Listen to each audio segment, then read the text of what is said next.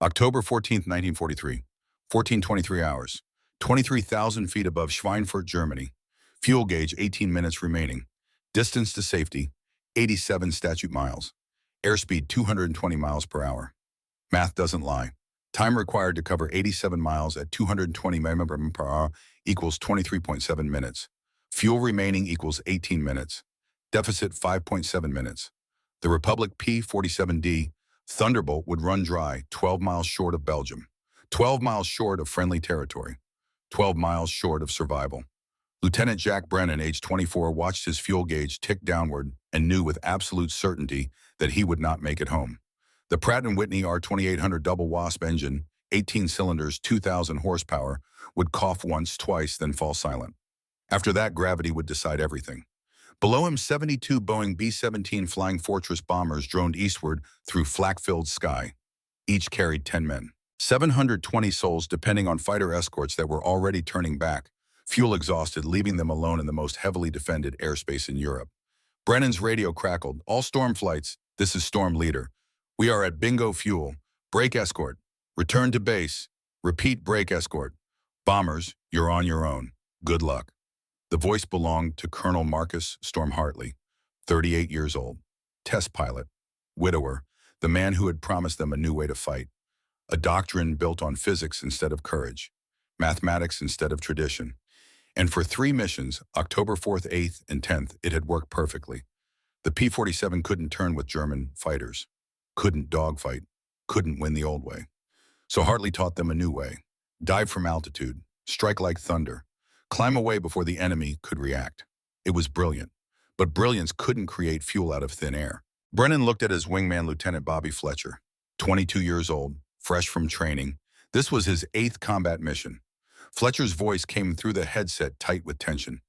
"Blue lead, are we really leaving them?" Brennan stared at the bombers below. Behind them, German fighters were assembling. Focke-Wulf 190s, Messerschmitt Bf 109s. Dozens of them, maybe 100. They would tear through the bomber formation like wolves through sheep. His fuel gauge read 17 minutes. He could turn back with his squadron, land safely in England, live to fly another day, follow orders. Or he could stay, fight for 5 more minutes, use every drop of fuel, try to give the bombers a chance, and then crash somewhere in occupied Europe. Math versus morality, physics versus duty. Jack Brennan made his choice. He rolled his P-47 back toward the bombers and pushed the throttle forward. Behind him, Bobby Fletcher followed. "Blue led your fuel." "I know my fuel, Bobby. Go home if you want. I'm staying." 2 aircraft turned east. 50 others continued west. That decision would save 8 bombers, cost Brennan his freedom, and prove that sometimes courage is just math you choose to ignore. But this story doesn't start here. It starts 6 months earlier, when everyone agreed on one thing: the Republic P-47 Thunderbolt was a magnificent failure. Summer 1943, the broken weapon. August 17, 1943, RAF Halesworth, England, 0630 hours. Marcus Hartley stood on the tarmac watching 52 P-47D Thunderbolts return from escort duty, or rather, 49 return. 3 were missing. 3 pilots who'd taken off at dawn would never take off again. Their bunks would be empty tonight. Their personal effects would be packed and shipped home. Their names would be added to the casualty list that grew longer every week. The P-47 was supposed to change that.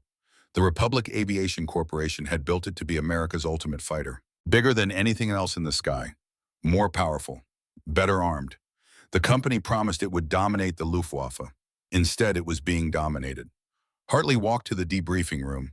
Pilots filed in slowly, flight suits dark with sweat despite the cool English morning. They smelled like hydraulic fluid and fear. Some sat in silence. Others muttered to themselves. One pilot, Lieutenant Jack Brennan, stood and spoke loudly enough for everyone to hear. "The Krauts just turned inside us. Again, we try to turn with them. They complete the circle 6 seconds faster. 6 seconds. That's enough time to shoot and kill. We never get a shot. They always do." Major Curtis Webb, Squadron Operations Officer, nodded grimly. "Any gun camera footage? Plenty of footage of us getting shot at. None of us shooting back." Another pilot, Captain Frank Morris, 41 missions under his belt, added, "The FW-190 is lighter. The 109 climbs better. Both turn faster. We're flying a 7-ton truck trying to fight sports cars." Hartley said nothing. He listened. Let them vent. They'd earned it. Webb looked at him. Sir, the men are requesting transfers to P-51 units. Mustang can turn. Mustang can fight. How many requests? 18, that's a third of the group. The room went quiet. Transfer requests were serious. It meant pilots had lost confidence in their aircraft. Lost confidence in their ability to survive. In aerial combat, confidence was everything. Hartley finally spoke. How many of you believe the P-47 is a failure? 30 hands went up, then 40, then all 52. All right. Hartley walked to the front of the room. You're right. The P-47 is a failure. If we keep fighting the way we're fighting. Confused looks. The Focke-Wulf 190A weighs 9,700 pounds fully loaded. The Messerschmitt Bf-109G weighs 7,500 pounds. The P-47D weighs 15,200 pounds, almost double. That's physics. We can't change it. So every time we try to turn with them, we lose. Because the lighter aircraft will always outturn the heavier aircraft in horizontal maneuvering. That's not a flaw in the P-47. That's a flaw in our tactics. Jack Brennan crossed his arms. So what do you suggest, Colonel? We just run away? No, we stop fighting their fight. We fight our fight. What does that mean? Hartley turned to the chalkboard and began writing specifications. P-47D, Thunderbolt. Power plant Pratt & Whitney, R2859 double WASP. Displacement 804 cubic inches. Cylinders at 18, 2-row radial. Horsepower 2,000 shaft 80 HP at 2,700 RPM. Supercharger General Electric CH5 turbo supercharger. Empty weight 10,300 ohms.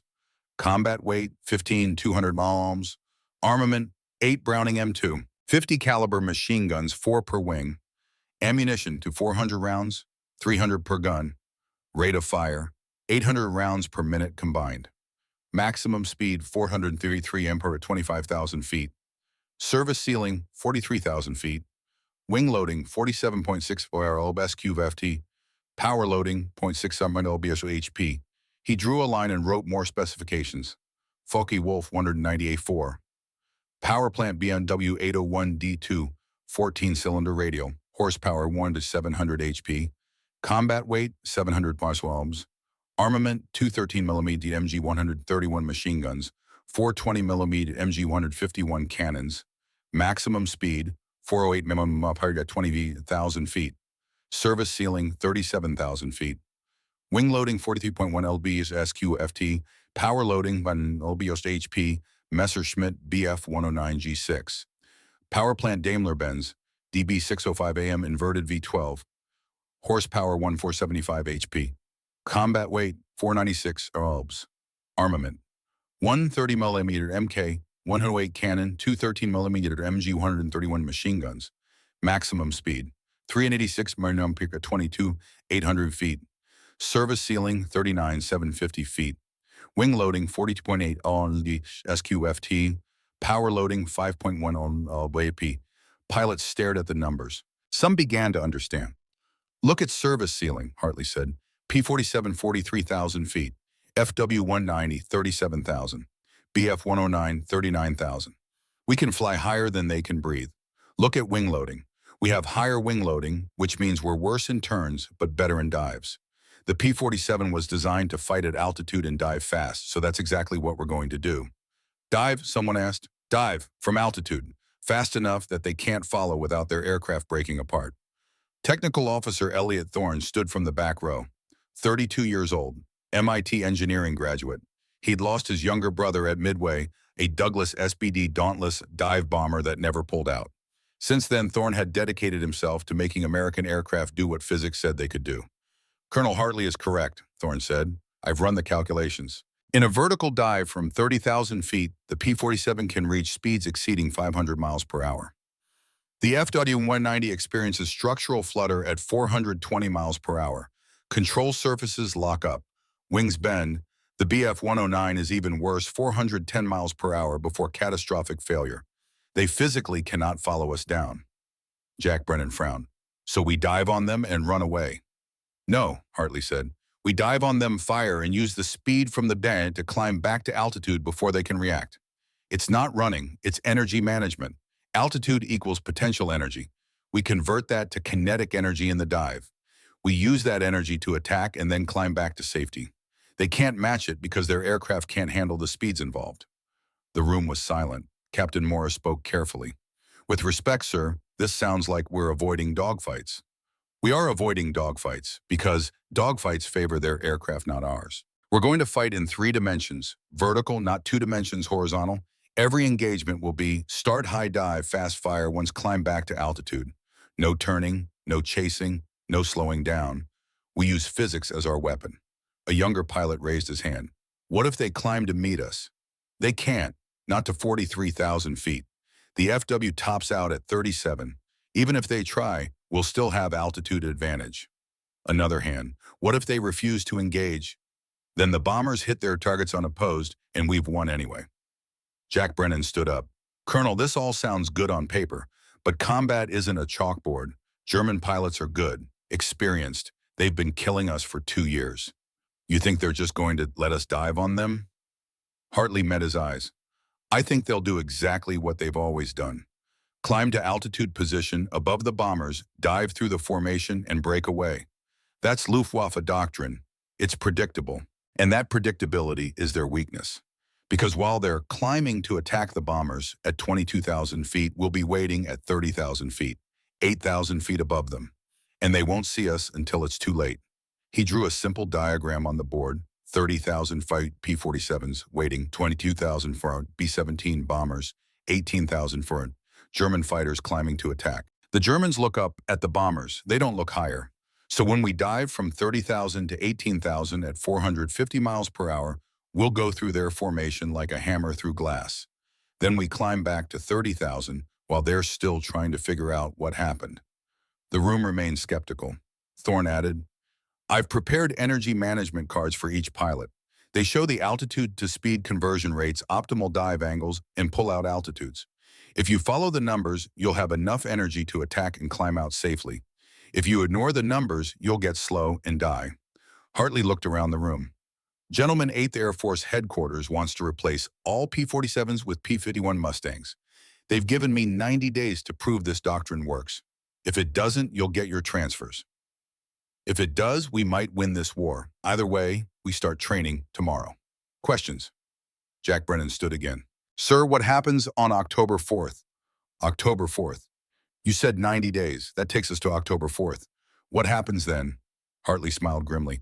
October 4th, we escort bombers to Bremen, and we find out if math beats courage. The briefing ended. Pilots filed out slowly. Most still looked doubtful. A few looked intrigued. Jack Brennan looked angry. After everyone left, Elliot Thorne approached Hartley. You really think this will work? I know it will work. I've tested these principles in training flights. The math is solid. Math doesn't account for chaos or fear or German pilots who might adapt. No, Hartley agreed, but it's better than what we have now, which is failure. Outside, the sound of R-2800 engines echoed across the airfield. Ground crews were already preparing aircraft for tomorrow's training. The mechanics didn't know it yet, but they were about to witness something unprecedented.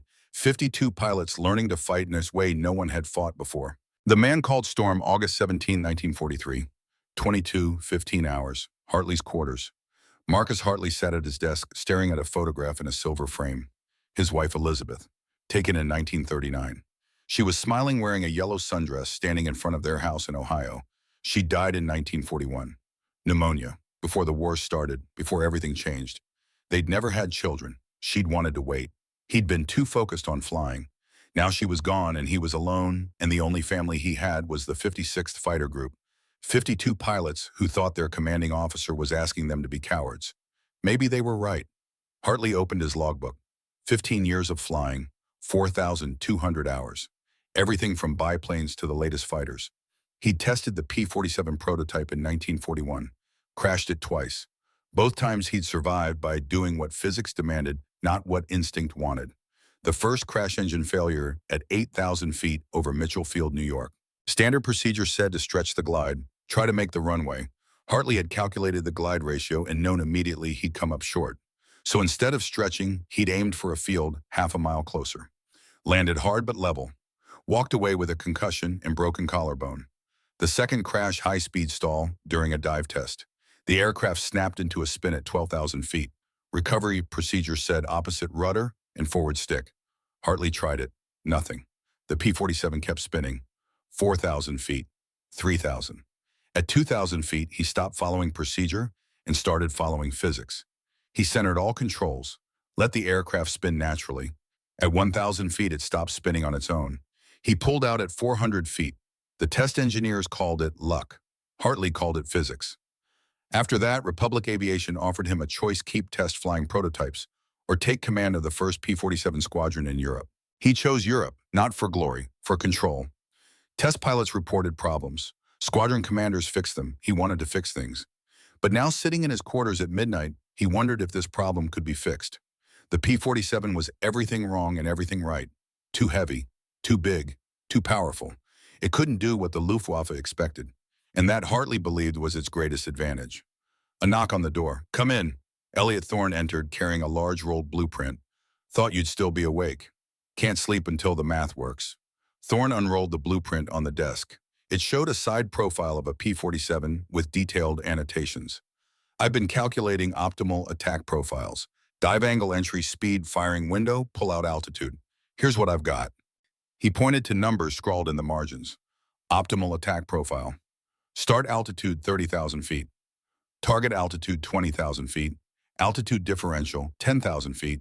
Dive angle 60 degrees from horizontal. Entry airspeed 250 mph. Terminal airspeed 450 mph. Limited by pilot G tolerance during pullout. Altitude loss 10,000 feet. Airspeed gain 200 mph.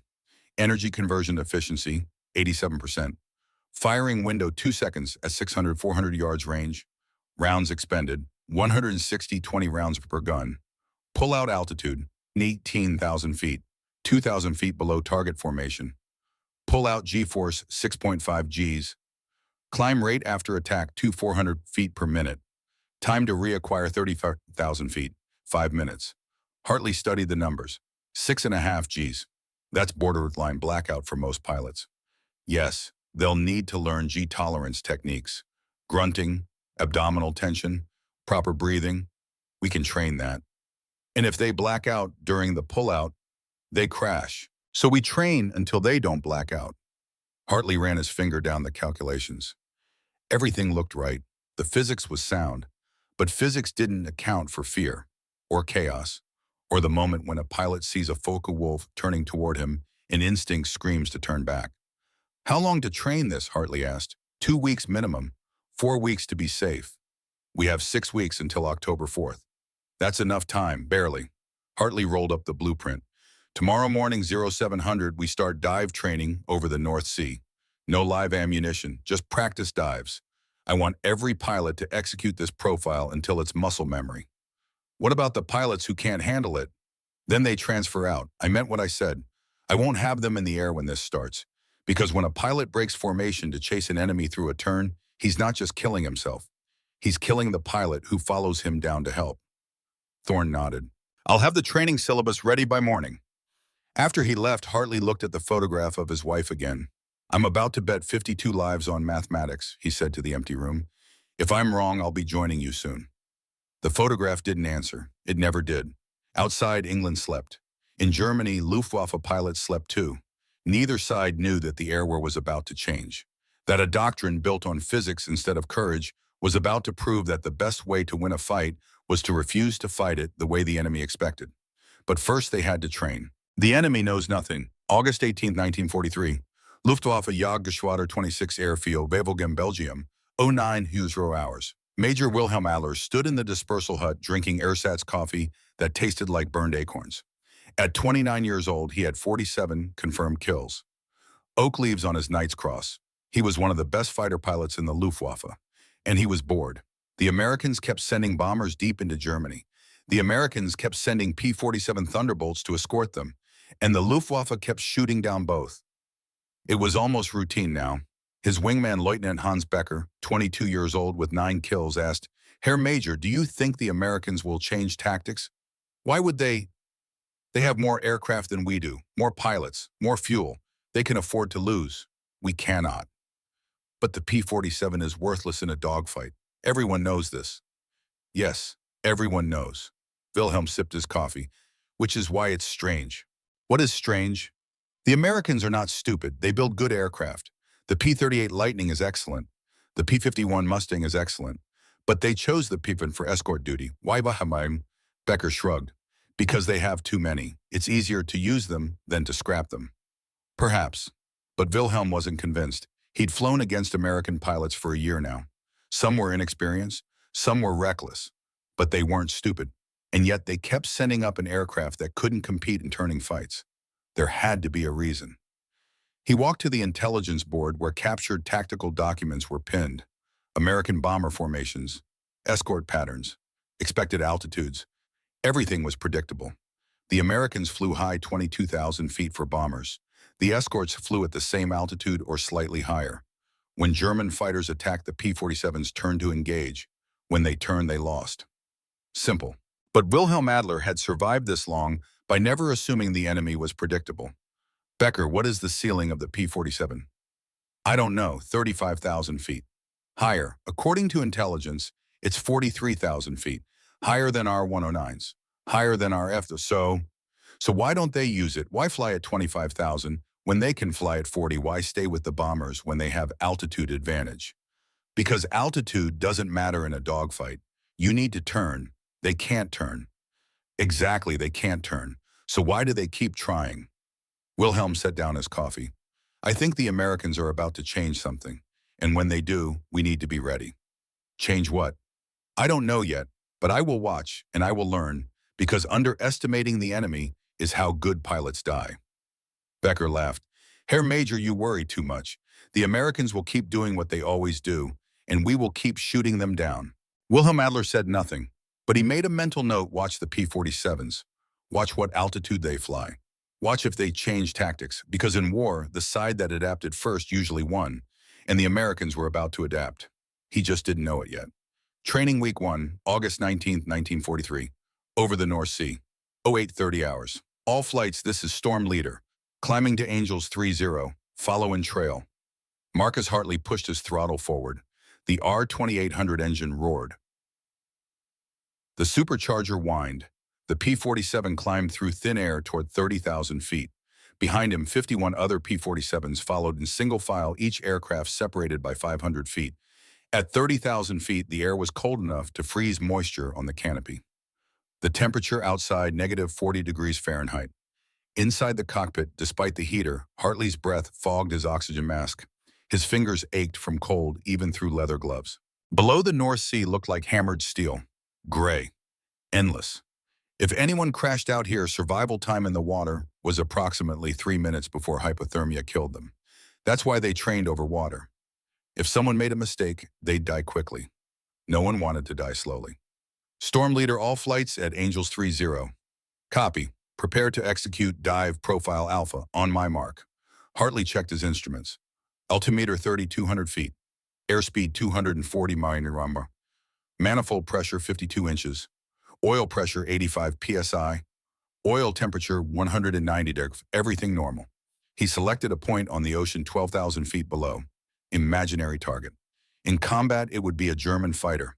Today, it was just a patch of whitecaps. All flights mark. Execute.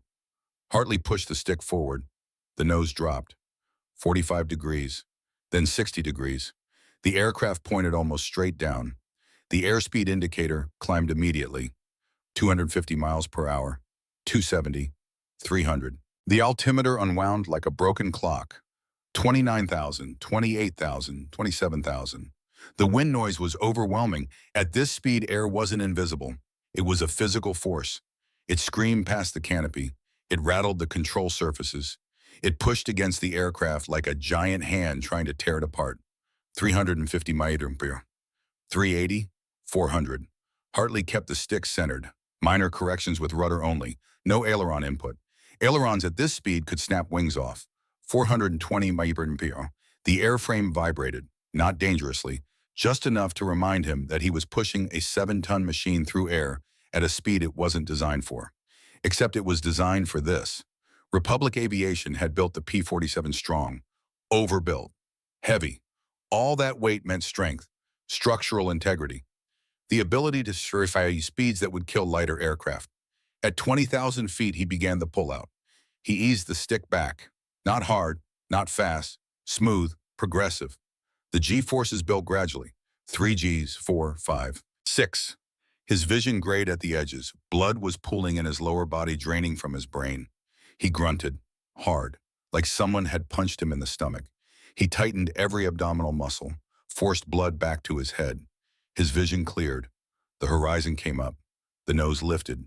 Level flight at 18,000 feet. Airspeed bleeding off rapidly. 400, 350, 300, 250, but altitude was climbing. The speed he'd gained in the dive was converting back to altitude. 19,000, 20,000, 21,000. The climb rate was incredible. 2,600 feet per minute. The P-47 was rocketing back to altitude like an elevator. At 25,000 feet, Hartley leveled off and looked back. Behind him, 51 other P-47s were attempting the same maneuver. Most did it wrong. One pilot pulled out too early, too shallow, lost too much speed. His climb rate was only 200 feet per minute. It would take him 8 minutes to return to 30,000 feet. In combat, that was death. Another pilot pulled out too late, too hard. 8 Gs. He blacked out completely. His P-47 continued pulling up until it stalled. It snap-rolled into a spin. Hartley watched helpless as the aircraft tumbled toward the ocean. At 6,000 feet, the pilot woke up. He recovered from the spin. Leveled off at 3,000 feet. His voice on the radio was shaking. "Storm Leader, this is Green 4. I blacked out.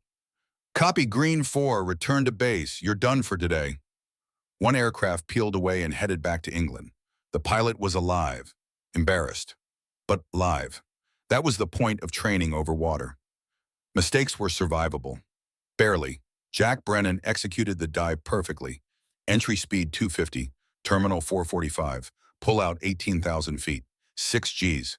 No blackout, climb back to altitude flawless. His voice on the radio was steady. "Blue lead, dive complete, requesting another run." "Negative, Blue lead, reform on me. We're doing this again, all day, until everyone gets it right." They practiced for 6 hours. By the end of the day, 40 pilots could execute the dive profile correctly.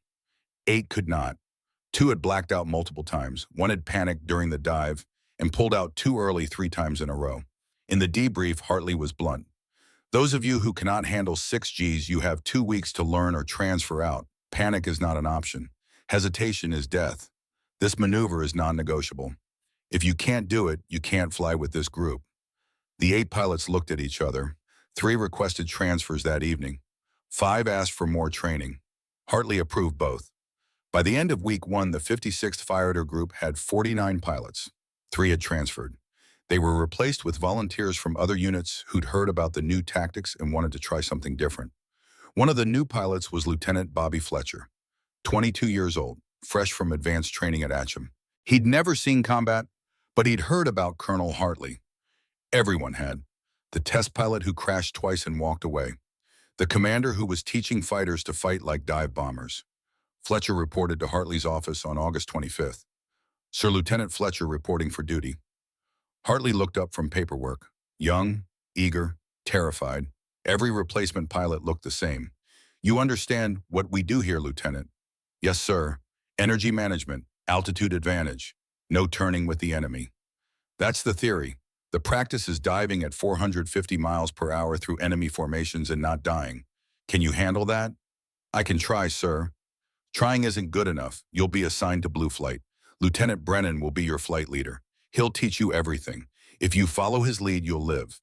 If you break formation to chase a kill, you'll die. Clear." "Clear, sir." "Good. Training starts tomorrow at 0700. Don't be late." Fletcher left. Hartley went back to his paperwork. Transfer requests, maintenance reports, fuel consumption analyses. The administrative work of command was endless, but necessary, because if he didn't track every detail, someone died. That night, Elliot Thorne briefed him on progress. 49 pilots qualified for dive attacks. Average terminal velocity 430 miles per hour. Average pull-out G-force 6.2. 3 pilots still experiencing blackout issues. Their training with specialized breathing techniques. Should be ready by October. What about gunnery? We modified the gun sight calculations for head-on attacks. Deflection is minimal in a pure dive attack, so we simplified the sight picture. Hit rates improved from 12% to 31% in 3 days. Not good enough. We need 50% hit rates or better. Give them another week. They're learning. Hartley stared at the calendar. September 1st. October 4th was 5 weeks away. 5 weeks to turn 49 pilots into a weapon that would prove the doctrine or fail spectacularly. He looked at Thorne. We're asking them to abandon everything they've been taught. Turn fighting, dogfighting, stick and rudder instincts. We're asking them to trust math over muscle memory. Do you trust the math? Completely. Then they will too, eventually. Outside, the sound of aircraft engines echoed into the night. Ground crews worked by floodlight, maintaining P-47s for tomorrow's training. The war didn't stop for education. Every day they trained was a day the bombers flew without the best possible protection. But Hartley believed that 2 weeks of training now would save 200 lives later. He had to believe that. Because if he was wrong, 52 pilots would die, and the P-47 would be remembered as the aircraft that almost worked. Jack Brennan's conversion, September 8, 1943. RAF Halesworth, 1800 hours. Jack Brennan sat at the empty briefing room, staring at the chalkboard. Numbers covered every inch. Dive angles, airspeed calculations, energy conversion ratios. It looked like a math exam, not a war. He'd been skeptical from the start. The doctrine felt wrong, unnatural, cowardly even. Real fighter pilots turned and fought. They didn't hit and run, but after 3 weeks of training, something had changed. The numbers worked. Every time he followed the profile exactly, he survived the dive, hit the target, and climbed away with energy to spare. Every time someone deviated, turned too soon, pulled out too late, chased a target horizontally, they failed. Lost speed, lost altitude, lost the advantage. Physics didn't care about courage. Physics just was. The door opened. Lieutenant Bobby Fletcher entered carrying his energy management card. The kid looked exhausted. 3 weeks of high-G training left everyone exhausted. Sir, can I ask you something? Go ahead, Fletcher. Do you think this will really work? Combat, I mean, not just training. Brennan considered the question. Honest answer, he didn't know, but Bobby Fletcher was 22 and scared, and he needed confidence, not doubt. I think Colonel Hartley is the smartest man I've ever met, and I think he's right about one thing: we can't beat the Germans flying their way. We're not as good as them. Not yet. But we don't have to be. We just have to be better at our way. Our way is running. Our way is using physics. The Germans train for dogfights. We're not giving them dogfights. We're giving them 2 seconds of surprise, followed by us disappearing back to altitude. They can't counter that, not with current tactics. Fletcher sat down. I heard you lost 3 wingmen before this doctrine. That's right. Halpern Brennan's voice went flat. They tried to turn with F-90s, got slow, got shot. All 3. Were they good pilots? Better than me, more experienced, better instincts. He paused. That's what killed them, instinct. They saw an enemy. Instinct said turn and fight. They turned, they died. Instinct is wrong, math is right. Fletcher looked at his energy management card. You really believe that? 3 weeks ago, no. Today, yes, because I've executed this profile 70 times. It works every single time, as long as I follow the numbers. And if the Germans adapt, if they figure out what we're doing and counter it, then we adapt again. That's war. But right now, today, we have an advantage. We know something they don't. We're about to hit them in a way they've never been hit before. And October 4th, we're going to find out if math beats experience. Fletcher stood up. Sir, thank you for keeping me alive these past 3 weeks. I know I've made mistakes. Everyone makes mistakes. The difference is learning from them. Brennan walked to the door. Get some sleep, Bobby. Next week, we start live fire gunnery. That's when it gets real. After Fletcher left, Brennan stood alone in the briefing room. He looked at the chalkboard one more time. All those numbers, all that math. It felt wrong to reduce combat to equations, but he couldn't argue with results. He thought about his 3 dead wingmen. Good men, brave men, dead men. They'd flown with instinct, with courage, with tradition. They'd died. Maybe it was time to try something different. Hooked to part 2. September 12th, 2 weeks until October 4th. The doctrine was ready. The pilots were ready. But was Colonel Marcus Hartley ready to bet 52 lives on mathematics? Because in 2 weeks, the Luftwaffe would find out what happens when physics replaces courage. September 12th, 1943. 02:17 hours. RAF Halesworth Hangar 7. The hangar smelled like engine oil, wet concrete, impossibility. Marcus Hartley stood beneath the belly of P-47D tail number 226641, one hand resting on the massive cowling that housed the R-2800 Double Wasp. Two rows of 9 cylinders each.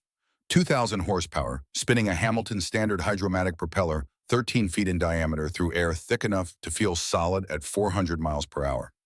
Technical Officer Elliot Thorne climbed down from the cockpit slide rule in one hand, notebook in the other. His eyes were red from lack of sleep. He'd been calculating attack profiles for 6 hours straight. "Run it again," Hartley said.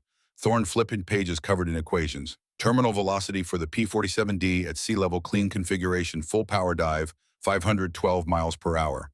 Structural limit, 550 miles per hour. Margin 38 miles per hour before catastrophic airframe failure. And the German fighters. Focke-Wulf 198 for terminal velocity, 460 miles per hour. Structural flutter begins at 420. Wing failure predicted at 470. Messerschmitt Bf 109G6 terminal velocity 448 miles per hour. Control surface lockup at 410. Catastrophic failure at 450. Hartley stared at the numbers written in Thorne's precise engineering script. The math was elegant, brutal, undeniable. They can't follow us down. Physically impossible. The P-47 weighs 14,700 pounds empty, 15,200 with pilot and ammunition. The 109G weighs 6,300 pounds. The FW-190 weighs 7,800 pounds. In a vertical dive, mass wins every time. Newton's second law, force equals mass times acceleration. More mass, more force. The P-1 accelerates faster and reaches higher terminal velocity. Hartley walked around the aircraft slowly. 7.5 tons of aluminum alloy, forged steel, and refined petroleum. The ground crews called it the Jug, short for Juggernaut. Some called it the Iron Thunderbolt. Either way, the name carried weight. He stopped at the wing root, thick, almost comically thick compared to German fighters. The laminar flow wings on a P-51 Mustang were elegant, knife-thin, beautiful. The P-7's wings looked like barn doors bolted to a tractor, but those wings could take punishment that would tear a Mustang apart. They had to. The entire aircraft was built around a turbo supercharger the size of an oil drum needed to force oxygen into the R-2800 at altitudes where human beings couldn't breathe. "Tell me about energy management," Hartley said. Thorne opened a fresh page. His handwriting was tiny, cramped, covering every millimeter of paper. An engineer's handwriting. Altitude equals potential energy. The conversion is approximately 40 miles per hour of airspeed gain per 1,000 feet of altitude loss. At 30,000 feet above target elevation of 20,000 feet, we have 10,000 feet of potential energy. That converts to roughly 400 miles per hour of kinetic energy in a vertical dive. Theoretical maximum is higher, but airframe G-force limits and pilot physiology limit practical application. But we can use 400, 450 if the pilot is aggressive, 6.5 Gs on pullout. That's sustainable for trained pilots with proper breathing technique. Hartley looked up at the ceiling of the hangar. Water stains marked the corrugated metal. England had that effect on everything. Damp, corroding, patient.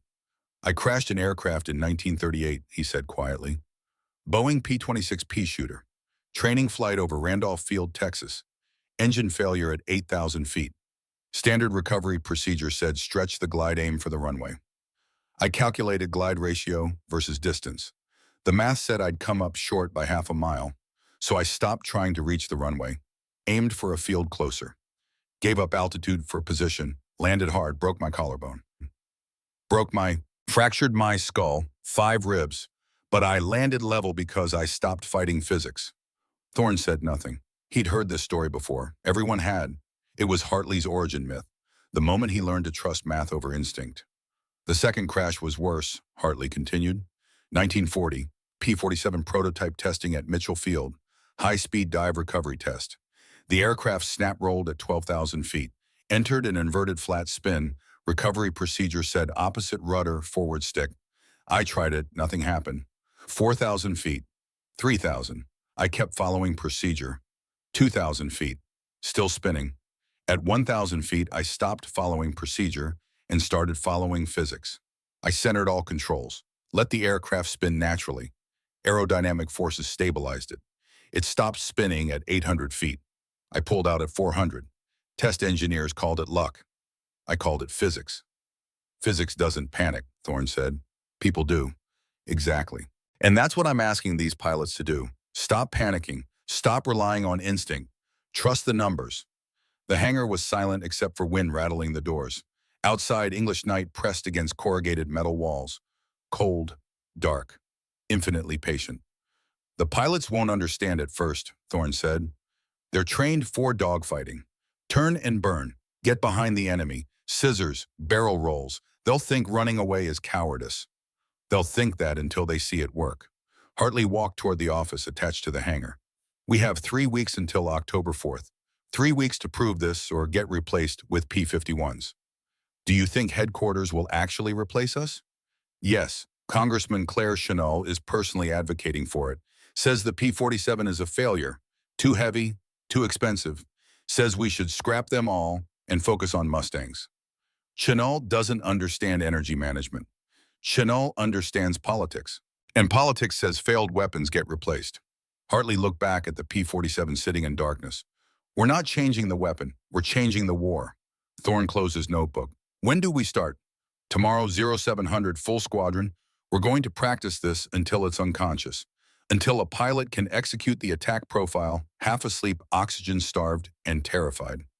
And if someone can't learn it, then they transfer. I won't have them in the air when October 4th comes. Because when a pilot breaks doctrine to chase an enemy through a turn, he's not just killing himself. He's killing everyone who follows him down. After Thorne left, Hartley stood alone beneath the P-47. He put his hand on the cowling, still warm from the day's training flights. Metal and engineering, no emotion, no fear, just physics waiting to be applied. They think you're a failure, he said to the aircraft. They think you're too heavy, too slow, too clumsy. But I know what you really are. You're a 7-ton hammer waiting to fall from the sky. And in 3 weeks, you're going to prove that weight isn't weakness, it's inevitability. The aircraft didn't answer. It never did. Outside, England slept. In Germany, Luftwaffe pilots slept too.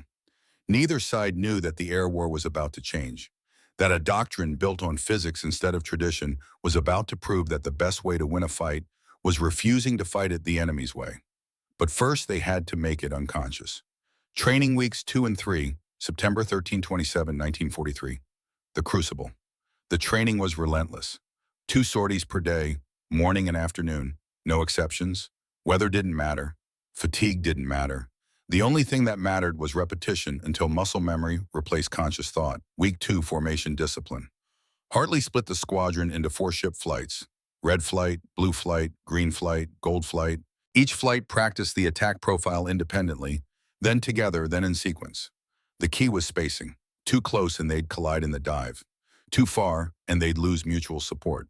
Hartley calculated optimal separation 500 feet lateral, 1,000 feet vertical stack. All flights, this is Storm Leader. We're going to practice sequential attacks. I'll dive first. Blue flight follows 12 seconds later. Green at 24 seconds. Gold at 36. By the time gold pulls out, I'll be climbing back to altitude. Continuous pressure. The enemy never gets a chance to reorganize. They practiced over the North Sea, again and again. Hartley led red flight down from 30,000 feet at 60 degrees. 12 seconds later, Jack Brennan led blue flight. Behind him came Lieutenant Bobby Fletcher, 22 years old, still terrified, getting better. Bobby had arrived at the squadron on September 9th. Fresh from ACHM advanced training, he'd never seen combat, never fired a gun in anger, never pulled 6 Gs. On his first training dive, he'd blacked out and nearly crashed into the ocean. On his second dive, he blacked out again. On his third dive, he learned to grunt, to tighten his abdominal muscles, to force blood into his brain through pure physical effort. His vision stayed clear. He pulled out at 18,000 feet exactly, climbed back to altitude properly. Brennan had watched the kids struggle and remembered his own early days, terrified, unsure, desperate to prove something. After the flight, he pulled Bobby aside. You did good today. I nearly killed myself twice. But you didn't, and the third time you got it right. That's all that matters. Bobby looked at the ocean, gray, endless, cold. Sir, can I ask you something?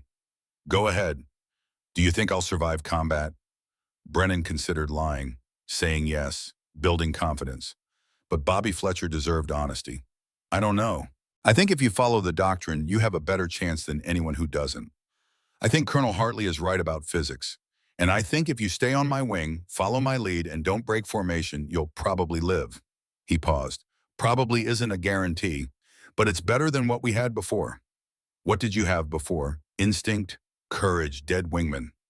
Brennan's voice went flat. I've lost 3 since June.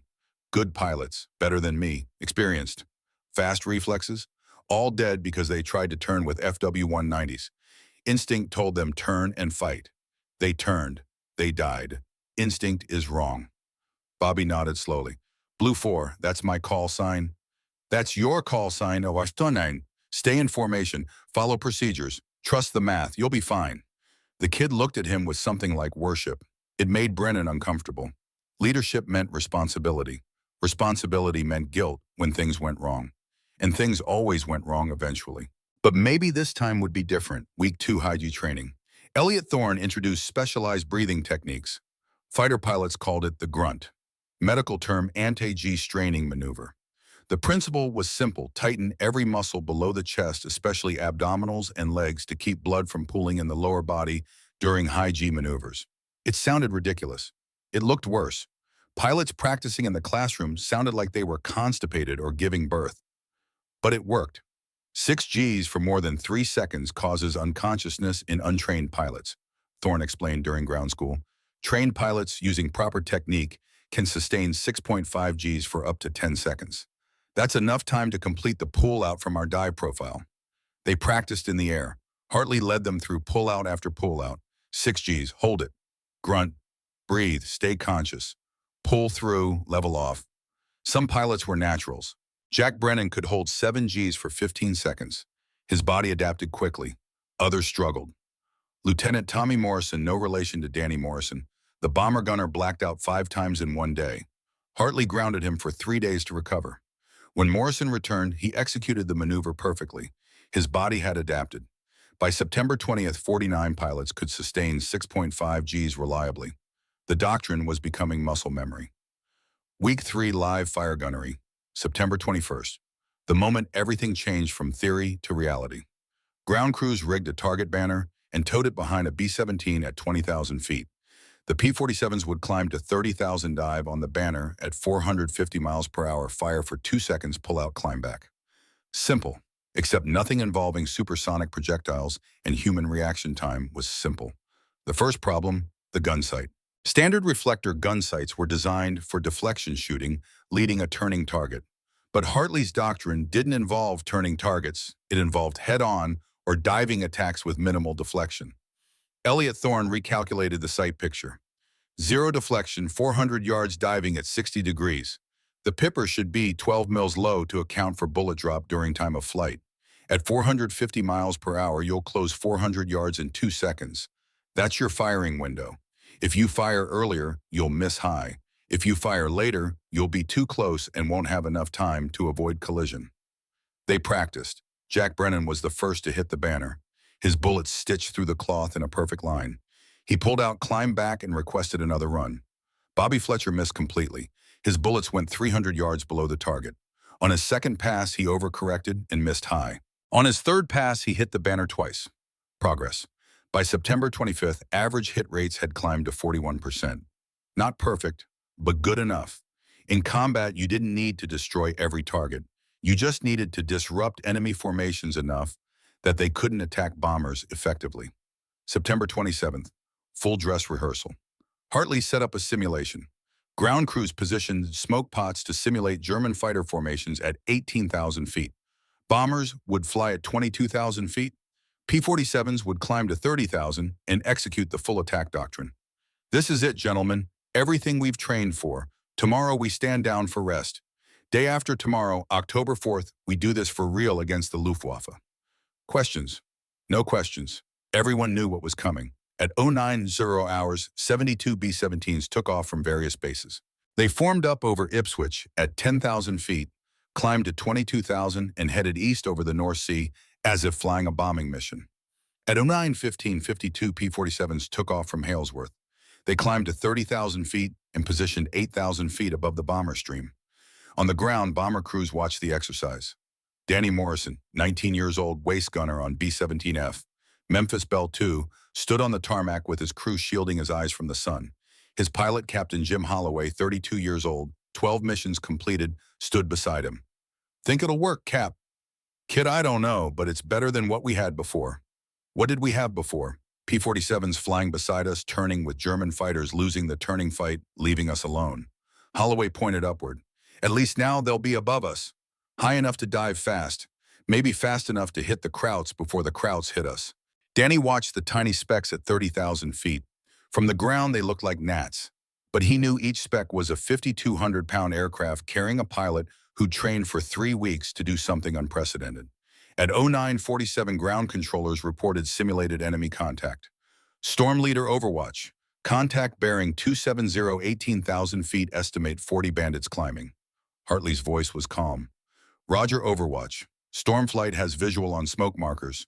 All flights execute attack sequence. Red flight rolling in.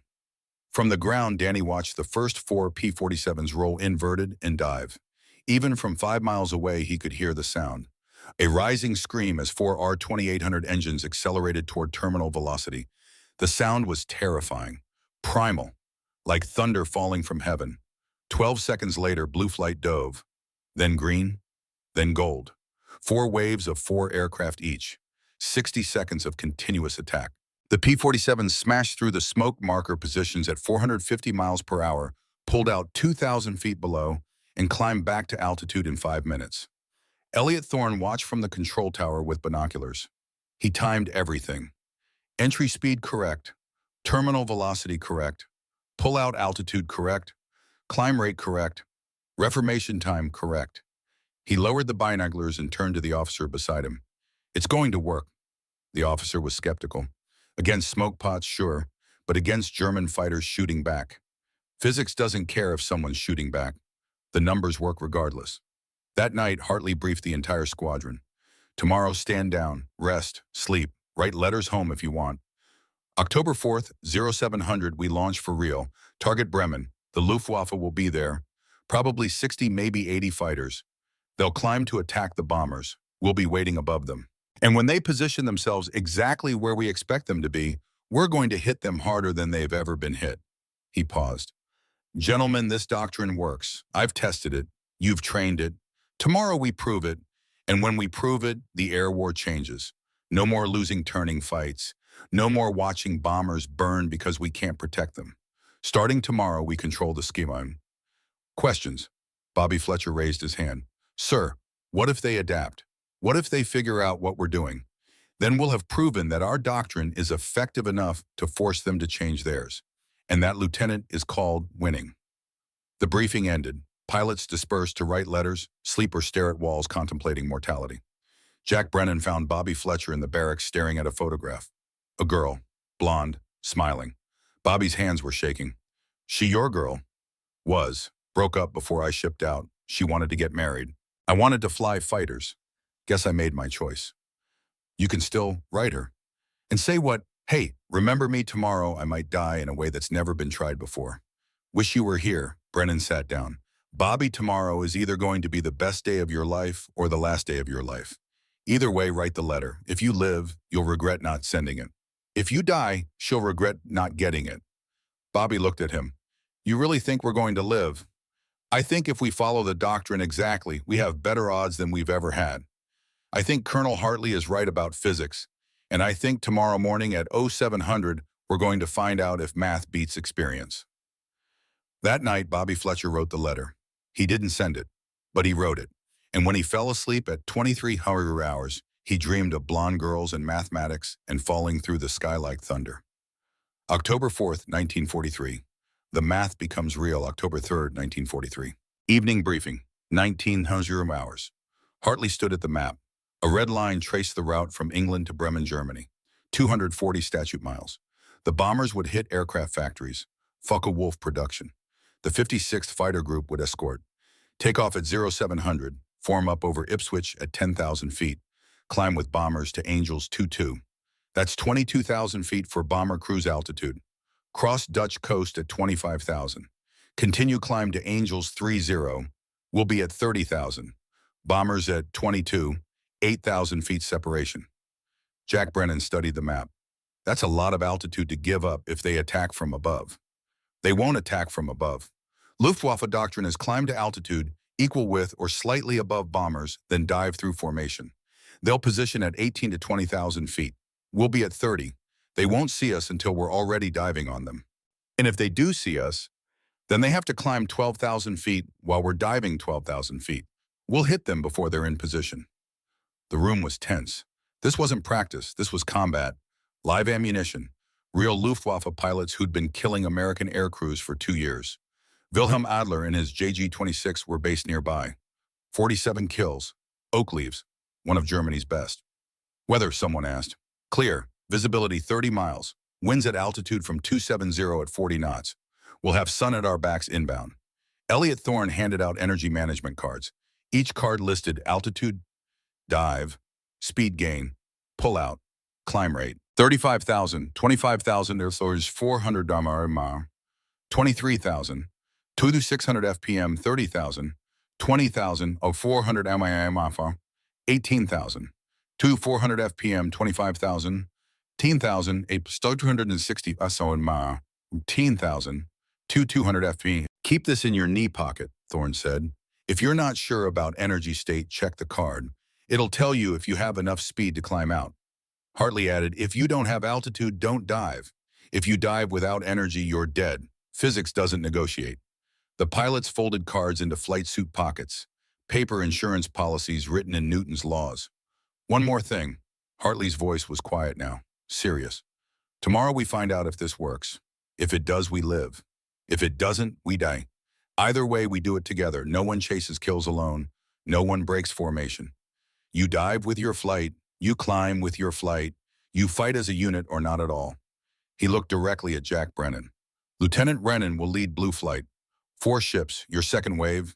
Lieutenant Fletcher, your Blue 4. Stay on Brennan's wing. Do what he does. You'll be fine. Bobby Fletcher nodded. His face was pale. Gentlemen, get some sleep. Tomorrow we prove that 7.5 tons can fly like lightning. The dive, October 4th, 1943. 09:52 hours, 30,000 feet above the Netherlands. Marcus Hartley's P-47D tail, number 226641, named Storm King in small white letters below the cockpit, climbed through crystal clear air. The coast of Holland was visible below.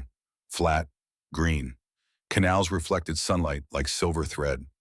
Ahead, 120 B-17 Flying Fortresses droned eastward in tight formation. Box after bomb after box. Each bomber carried 10 men and 6,000 pounds of ordnance. Hartley checked instruments. Instrument panel 0952, 17 hours. Altimeter 3,200 feet. Airspeed 240 mile remember indicated. True Bayern airspeed 312 mph adjusted for altitude. Fuel 210 gallons. Oil pressure 85 psi. Oil temperature 195 degrees Celsius. Cylinder head temperature 220 degrees. Manifold pressure 52 inches. RPM 2550. Ammunition 2,400 rounds. 300 per gun, X8 guns. Everything normal. The sun was behind them. Positioning was everything. German radar would see the bombers. They wouldn't see the fighters 8,000 feet above. Storm lead, this is Overwatch. Contact bearing 090, 18,000 feet. Estimate 60 bandits climbing. Hartley keyed the mic. Roger, Overwatch. Stormflight has visual. And he did. Far below, tiny specks were assembling. German fighters rising from airfields around Bremen. Black crosses on gray-green camouflage. Focke-Wulfs and Messerschmitts. JG-26. Wilhelm Adler's unit. They were climbing into position to attack bombers at 22,000 feet. Standard doctrine. Climb above the formation. Dive through it. Break away before escorts could react. Except the escorts weren't where the Germans expected. All flights, this is Storm Lead. Target bearing 090, 18,000 feet, 12,000 below. Stand by for sequential attack. Red flight will initiate. Blue follows at 12 seconds. Green at 24. Gold at 36. Execute on my mark. Hartley rolled his P-47 inverted. For 1 second, he hung in the straps looking straight down at Earth. German fighters directly below. Small. Unaware. He pulled through, the nose pointed at the ground. 60-degree dive.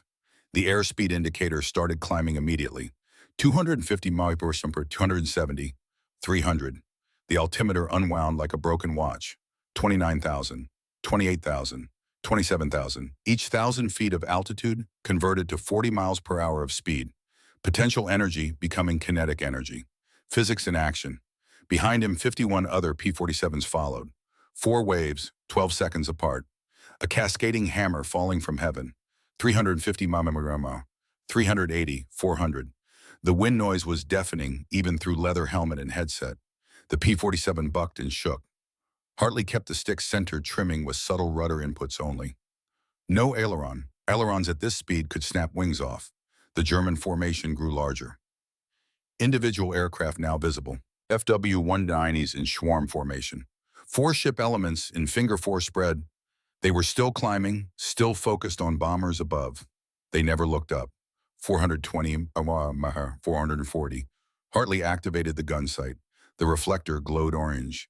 He placed the Pipper on the lead FW-190. Range 1, 200 yards closing fast. 1,000 yards. 800. 600.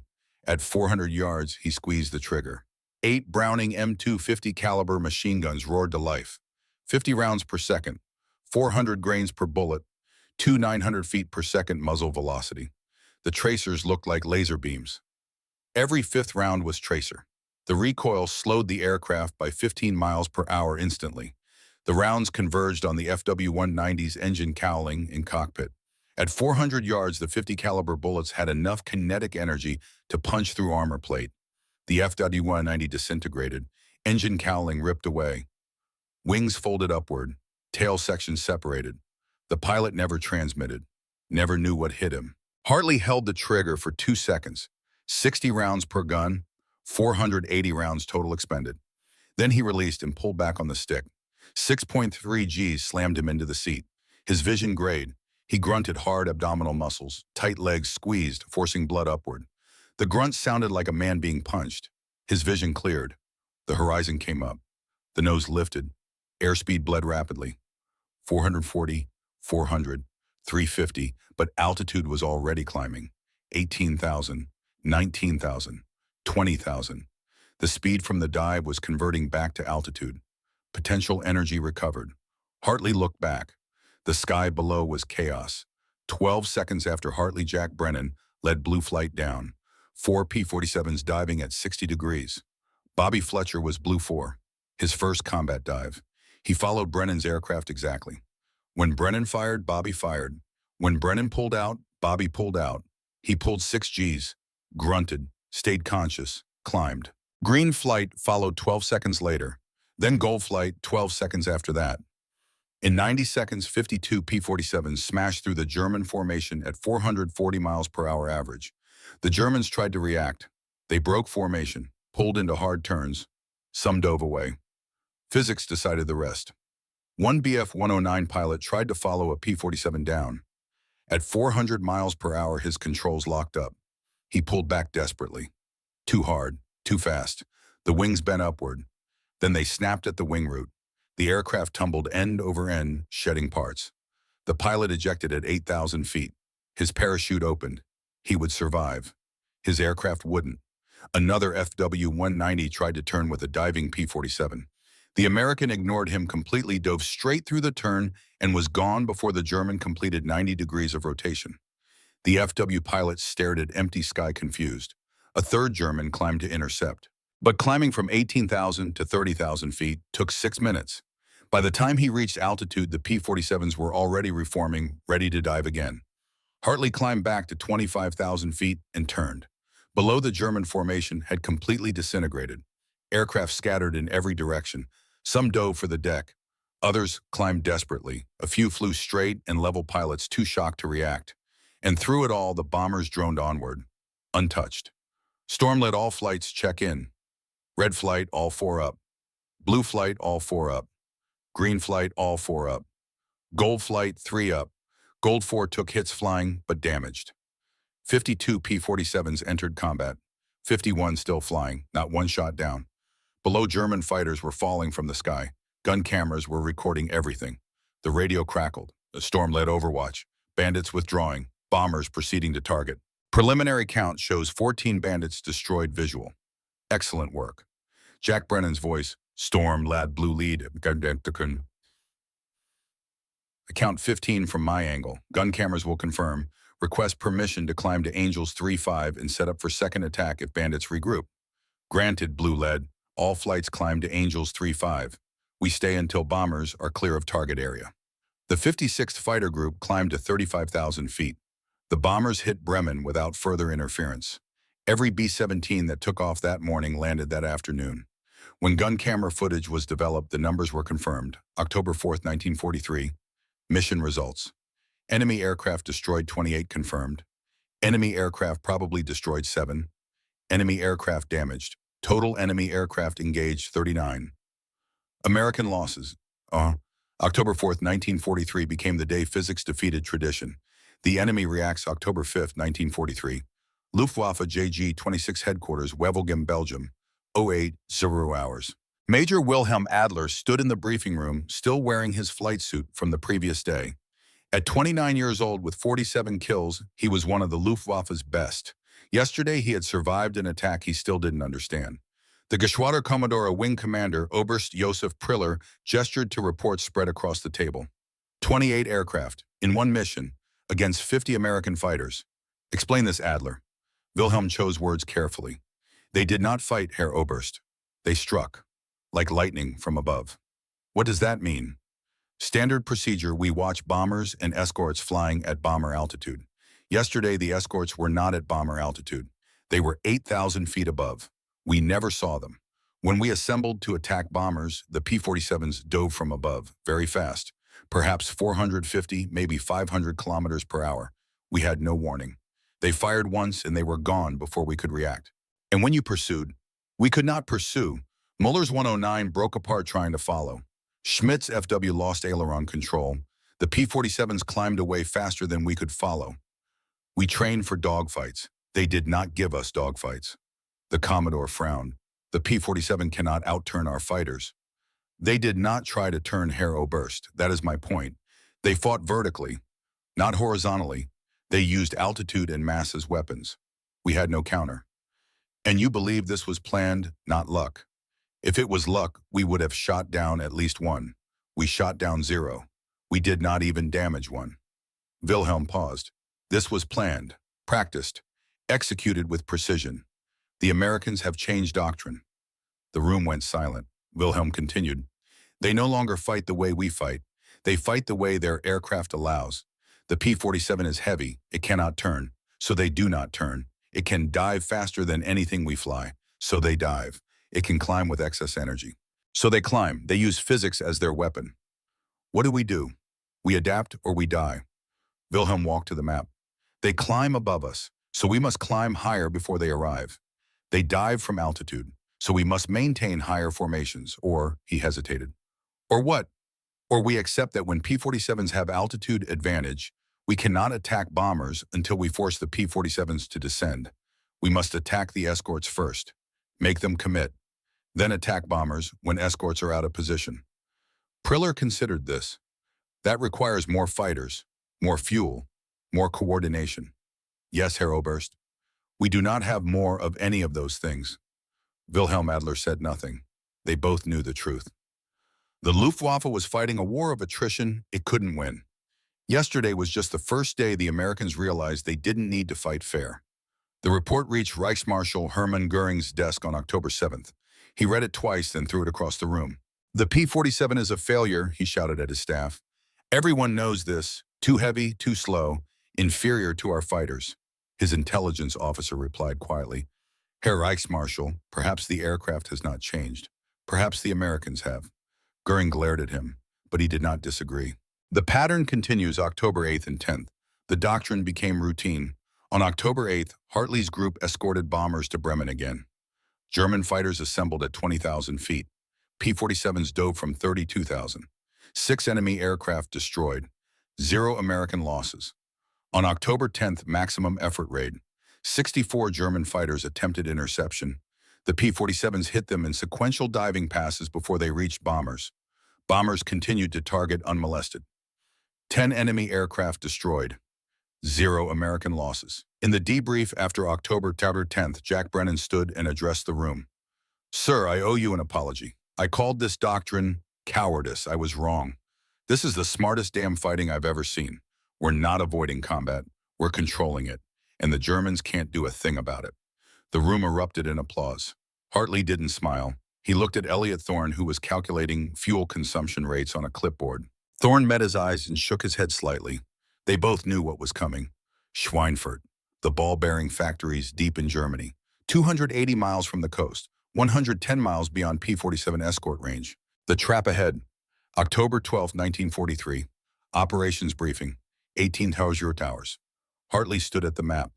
A red line traced deep into Germany, deeper than they'd ever flown. The target Schweinfurt, ball-bearing production, critical to German war production, heavily defended. The first raid in August had cost 60 bombers. Takeoff at 0630, full fuel load, no external tanks available yet. Bombers will hit Schweinfurt. Distance from coast 280 miles. We escort as far as fuel allows. "How far is that, sir?" Bobby Fletcher asked. Elliot Thorne answered. "Based on current fuel consumption analysis, P-47s can escort to approximately 170 miles from the coast. That leaves bombers unprotected for 110 miles inbound and 110 miles outbound. Total gap, 220 miles. The room went dead silent. Intelligence estimates 300 German fighters will defend Schweinfurt. Every available unit from JG-1, JG-26, JG-27. They know it's critical. They'll throw everything at the bombers." Jack Brennan raised his hand. "Can we get external fuel tanks?" "We've requested them. Engineering says 4 weeks minimum. We don't have 4 weeks. The mission is scheduled for day after tomorrow. So we're sending bombers into a gap we can't cover." "Yes." The word hung in the air like poison gas. Hartley continued. "Our job is to protect them as far as fuel allows. Destroy as many German fighters as possible before we turn back. Give the bombers the best chance physics allows. Then we return to base and hope they make it through the gap." It was the most honest briefing Hartley had ever given. No optimism, no false promises, just math. And the math was brutal. "Sir," Bobby Fletcher said quietly, "what happens if we stay past fuel limit? Then you crash in enemy territory, dead or captured. Either way, you don't come home." "But the bombers would have protection." Hartley looked at him. 22 years old, still idealistic. "Lieutenant, I appreciate the sentiment, but crashing in Germany doesn't protect bombers. It just adds your name to the casualty list. When your fuel gauge says turn back, you turn back. No exceptions, no heroics. The bombers know the risk. They accepted it. Don't die trying to change math." After the briefing, pilots filed out slowly. Bobby Fletcher stayed behind. "Sir, is it true that you're grounded for the mission?" "Headquarters orders. I'm too valuable to risk." Hartley said it without emotion, but the frustration was obvious.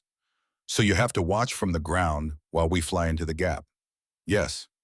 Bobby stood there for a moment, then said, "Sir, the doctrine works. October 4th proved it. October 8th, October 10th.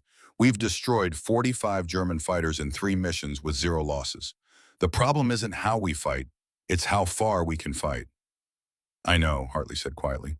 "And until we solve the fuel problem, men are going to die in the gap. Good men, following orders, doing everything right. And it won't matter because physics doesn't care about courage." Bobby left. Hartley stood alone staring at the map. The red line stretched into Germany like a wound. October 14th was 2 days away. The math was already written. The only question was how many names would be added to the casualty list when the numbers finally balanced. Outside, our 2,800 engines echoed across the airfield. Mechanics worked through the night, preparing 52 P-47s for a mission they all knew would be different, harder, bloodier. Physics had won 3 battles, but war wasn't fought in 3 battles. It was fought in fuel tanks and miles, and the cold reality that math could tell you the truth, but it couldn't change it. Not yet. October 14th, 1943. 05:15 hours.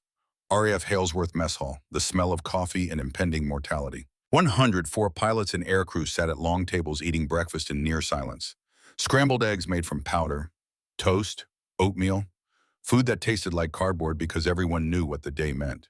Danny Morrison sat with his bomber crew at corner table. 19 years old from Knoxville, Tennessee. Waist gunner on B-17F, serial number 42-3066, nicknamed Memphis Belle II, because the original Memphis Belle had completed 25 missions and gone home. This Belle was on her 8th. Danny was on his 8th too, 17 more to go before rotation, if he lived that long. His hands shook holding the coffee cup. He pretended it was from cold. His pilot, Captain Jim Holloway, sat across from him, 32 years old, ancient by aircrew standards, 12 missions completed. 3 more and he'd rotate home. He caught Danny staring at untouched eggs. Eat Morrison, it's going to be a long day. How long, sir? Schweinfurt is 6 hours round trip, maybe 7 with headwinds. You'll want something in your stomach. Danny forced down eggs. They tasted like paste mixed with anxiety.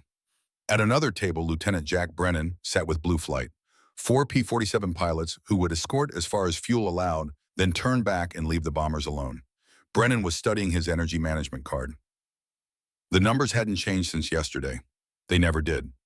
Fuel calculation. Schweinfurt mission internal fuel capacity, 305 gallons. Consumption breakdown. Takeoff stage climb, sail to 25,000 feet, 75 gallons. Cruise to Dutch coast, 140 miles, 42 gallons. Combat operations, 30 minutes, 45 gallons. Emergency reserve mandatory, 30 gallons. Remaining for escort, 113 gallons. Fuel consumption at cruise power, 68 gallons per hour.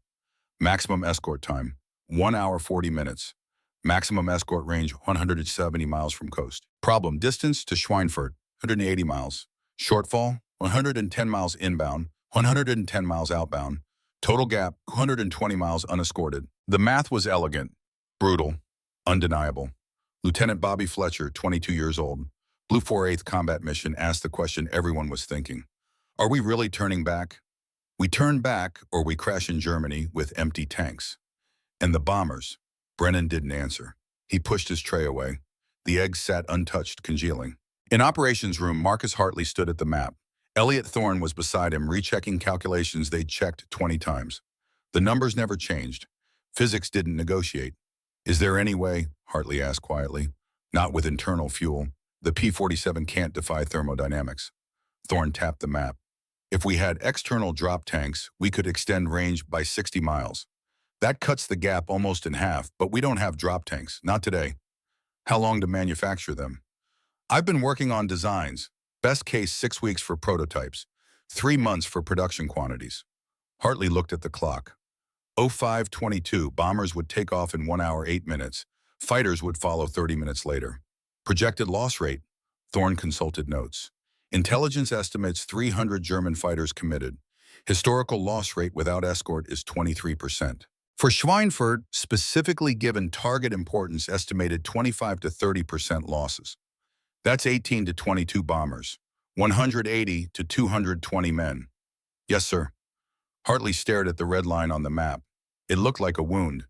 And if we cancel, ball bearing factories stay operational. German aircraft production continues uninterrupted. Strategic bombing campaign stalls. We lose initiative. So we trade 200 men today for, 10,000 men next year?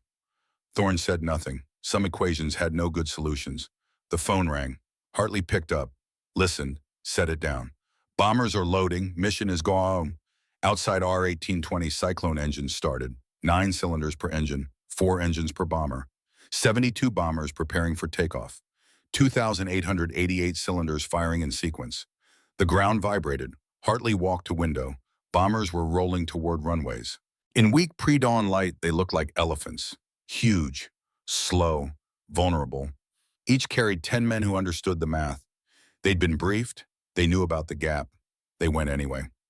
I'm supposed to protect them, he said to no one. That's my job.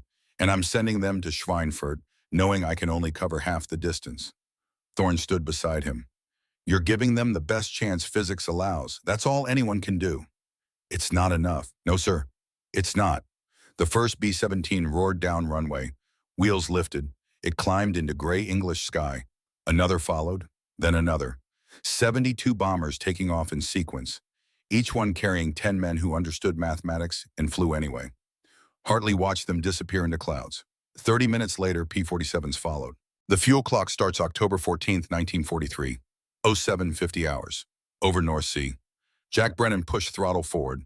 His P-47D tail number 226894 climbed through 10,000 feet. R-2800 engine roared smoothly. Oil pressure 85 psi. Manifold pressure 52 inches. Fuel 230 gallons remaining after takeoff and climb. Bomber stream was ahead. 72 B-17s in tight formation. They looked like a cloud with metal edges.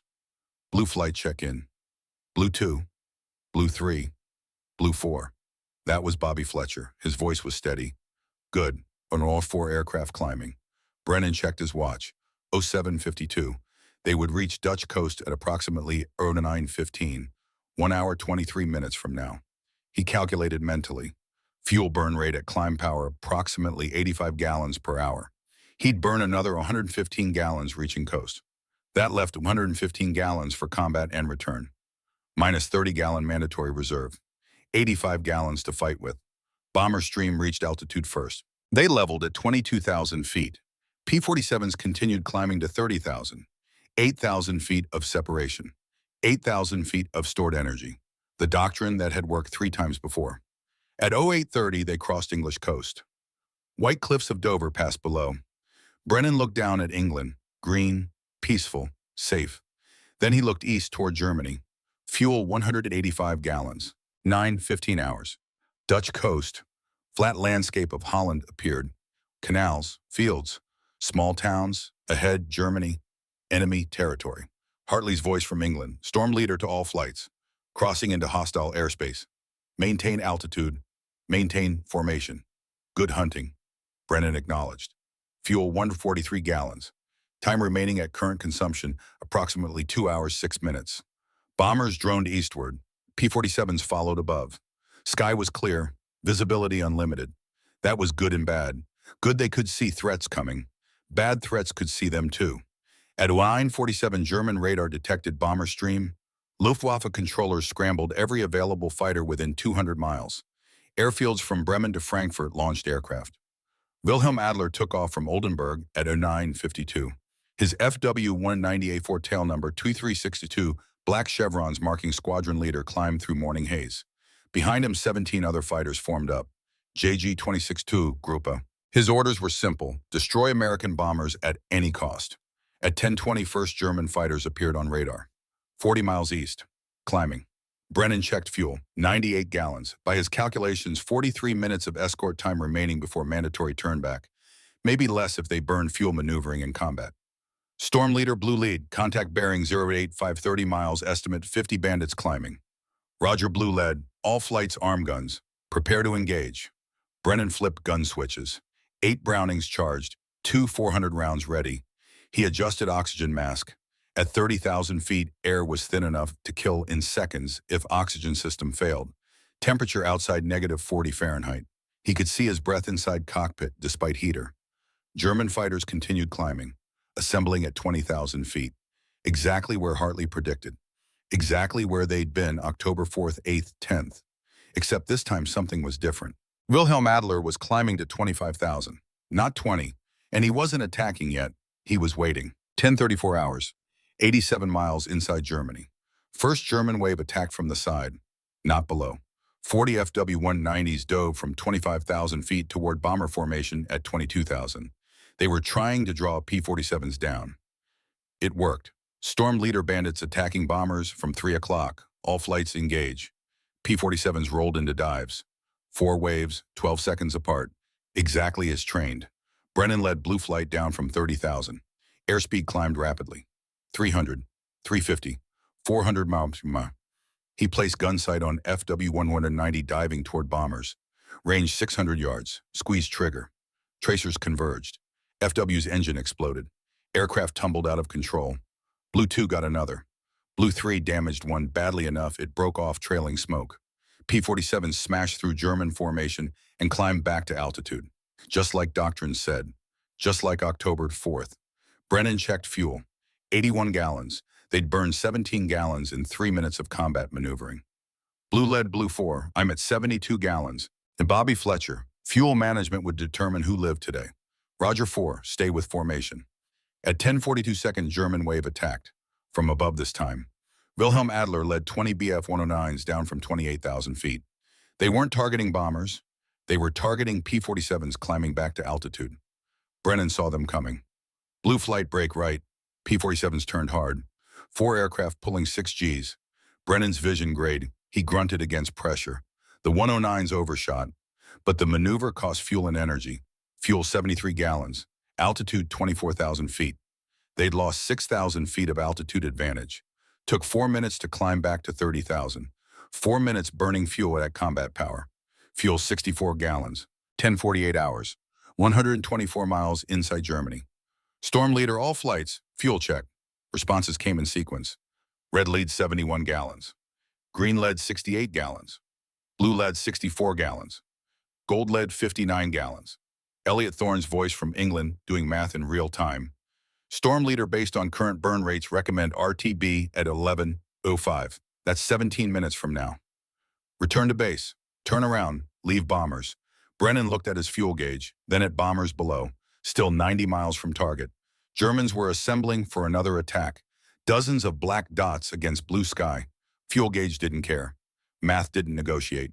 11:05 hours. 152 miles inside Germany. 128 miles from target. Storm leader to all flights. We are at bingo fuel. Break escort. Return to base. Repeat break escort. Bombers, you're on your own. Good luck. Radio went silent for 3 seconds. Then bomber pilots acknowledge. Roger, Storm leader. Thanks for the help. P-47s turned west. All 52 aircraft formed up and began long flight home. Fuel gauges hovering between 45 and 60 gallons. Just enough to make it if they flew efficiently. No combat, no maneuvering. Just straight and level cruise to England. Jack Brennan looked back over shoulder. Bombers continued east. Alone. German fighters were climbing into attack position. Unopposed. His fuel gauge read 52 gallons. Distance to England approximately 200 miles. Fuel required approximately 50 gallons at cruise power. Reserve 2 gallons. He could make it home? Barely. Or, he looked at bombers again. 10 miles behind him now. German fighters 5 miles beyond them. 70, maybe 80 enemy aircraft. Bombers had defensive guns. But that wasn't enough. Everyone knew that. Bobby Fletcher's voice, blue lead, we're really leaving them. We're out of fuel, Bobby. Physics doesn't care about wanting to stay. Yeah. They flew west for 2 minutes. Bombers disappeared behind them. German fighters moved in. Then radio crackled with bomber calls. Bandits attacking 3 o'clock high. Taking fire, losing number 3 engine. Fork going down 9 o'clock. Brennan's hands tightened on stick. He stared at fuel gauge. 50 gallons, maybe 48 minutes flight time remaining. Distance to England, 190 miles. Time required at current speed, approximately 42 minutes. Margin, 6 minutes. He could stay and fight for maybe 3 minutes. Maybe 5 if he was efficient. Then he'd be gliding home on fumes. Maybe land in Belgium. Maybe ditch in Channel. Maybe make it to England. Radio, this is Bell 2, we're hit. Number 2 engine on fire. That was Danny Morrison's bomber.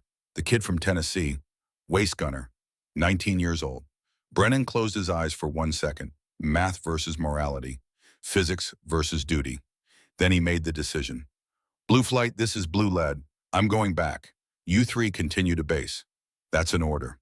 Blue lead, your fuel. I know my fuel. Go home. He broke formation and turned east. P-47 rolled into steep turn. Altimeter unwound as he descended toward bomber stream. Airspeed climbed. He was diving back into the fight with 49 gallons of fuel. Bobby Fletcher's voice, blue 4 to blue lead. I'm with you. Bobby, go home. You don't have the fuel. Neither do you, sir. 2 P-47s turned back. The other 2 continued west following orders. Danny Morrison's war, 11:07 hours.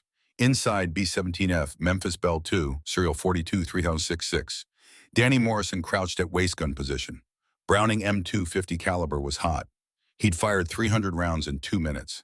Hands numb from vibration. Temperature inside aircraft, -20 Fahrenheit. Oxygen mask rubbed face raw. He looked out window. P-47s were gone. Disappeared west. Memphis Bell 2 was alone. Well, not alone. 71 other B-17s were in formation. But they were alone in the way that mattered. BF-109 dove past nose. Top turret gunner tracked it. Tracers filled air. 109 rolled away undamaged. Then real attack came. Wilhelm Adler led 16 FW-190s straight through bomber formation from head-on. Closing speed 550 miles per hour. Tight formation, all aircraft firing at once. 64 20mm cannons and 32 13mm machine guns firing simultaneously. B-17 in front of Memphis Bell 2 disintegrated. Nose exploded. Wings folded upward. Aircraft tumbled out of formation, burning. No parachutes. Metal fragments hit Bell's windscreen. Captain Holloway flinched but held course. Formation discipline. Break formation, die alone. Stay in formation, mutual support from other gunners. FWs pulled up and climbed away. Too fast to chase. Too fast for bomber gunners to track effectively. Damage report, Holloway shouted over intercom. Number 2 engine hit, oil pressure dropping. Can you feather it? Working on it. Engine stopped. Propeller slowed, then stopped, locked in position to reduce drag. B-17 could fly on 3 engines, just couldn't keep up with formation as well. Danny watched formation pull ahead slowly. Memphis Belle 2 was falling behind. That's when 109s came back. 3 BF-109s focused on straggler. Attack from behind and below. Ball turret gunner fired constantly. One 109 took hits and broke away. Other 2 kept coming. 20mm cannon shells tore through fuselage. Danny felt aircraft shudder. He fired back. Tracers converged on 109's engine. Smoke poured from cowling. 109 rolled away, but damage was done. Number 4 engine hit now. Hydraulic fluid sprayed from severed lines. Co-pilot shouted something Danny couldn't hear. Then he heard something he could hear sound of metal tearing. Tail gunner screamed, "Tail section hit! I'm hit! I'm hit!" Danny unstrapped and crawled toward tail. Fuselage barely pressurized. Holes everywhere. Wind screamed through gaps. Tail gunner was slumped in position. Blood on walls. Danny reached him. Checked pulse. Nothing. He strapped himself into tail gun position and took over. Another 109 lining up for run. Danny put gun sight on it and fired. Recoil shoved him backward. Tracers walked up 109's fuselage. Canopy shattered. Aircraft snap-rolled and fell away. But Memphis Belle 2 was dying. Pilot to crew, "We're losing altitude. Can't maintain formation. We're going to try for Belgium." Belgium. Maybe 200 miles west. Maybe they'd make it. Maybe. Danny looked out. Rest of bomber stream was half-mile ahead now. Still under attack, still burning.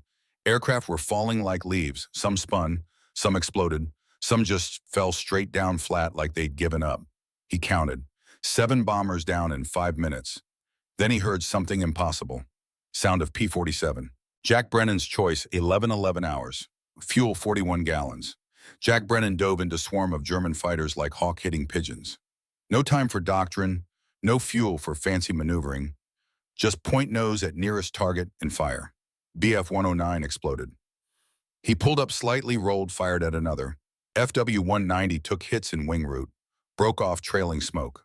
Bobby Fletcher shot down 109 trying to attack B-17 from below. But there were too many Germans, and Brennan's fuel gauge was dropping faster than an altimeter. Fuel 36 gallons. He attacked swarm of 4 FW-190s setting up for pass on Memphis Belle 2, dubbed through them at 450 kph, fired at 2, hit 1, missed other, pulled up, climbed. But climb was slower now. R-2800 sucking tanks dry. Fuel 29 gallons.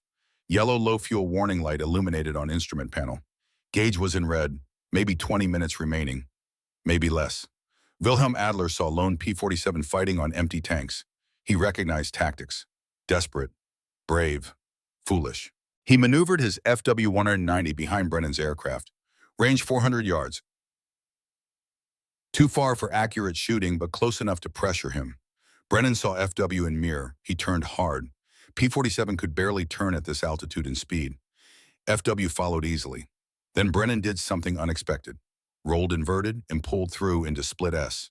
Nose pointed straight down. Airspeed built rapidly. 350, 400, 450. Wilhelm followed, but at 450 mmp, European FW-190's controls stiffened. Stick felt bolted in place. Wilhelm pulled harder. Aircraft started to vibrate.